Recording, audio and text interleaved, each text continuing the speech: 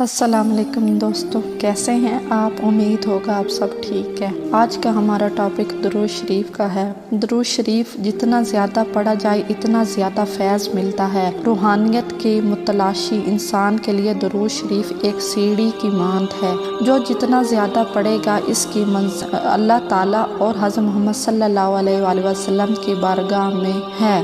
درود شریف پڑھنے سے دنیا معاملات میں آسانی حاصل ہوتی ہے۔ درود شریف اللہ تعالیٰ کا ذاتی عمل ہے اور قرآن مجید میں اللہ تعالیٰ نے ایمان والوں کو بھی درود پڑھنے کا حکم دیا ہے۔ درود و سلام بھیجنے کا مطلب یہ واحد عمل ہے جو اللہ تعالیٰ کی سنت ہے جس میں مخلوق بھی اور مالک حقیقی کے ساتھ شریک ہوتی ہے۔ درود شریف کی فضیلت نفلی عبادت میں سب سے زیادہ ہے، لیکن محبت اور عشق والوں کی نظر میں درود شریف فرض ہے، زیادہ فضیلت والا عمل ہے۔ درود شریف ایک ایسا خوبصورت ترین تحفہ ہے جو امتی بارگاہ صلی اللہ علیہ وآلہ وسلم میں پیش کر دیا جاتا ہے، جس میں درود شریف پڑھنے والے کا نام اور اس کے والدین کا نام بارگاہ رسول صلی اللہ علیہ وآلہ وسلم میں لیا جاتا ہے۔ اب یہ کتنی سعادت کی بات ہے اگر کسی کے والدین جو اس دنیا میں نہ ہوں، ان کی نیک اولاد کی وجہ سے ان کا نام اللہ تعالیٰ کے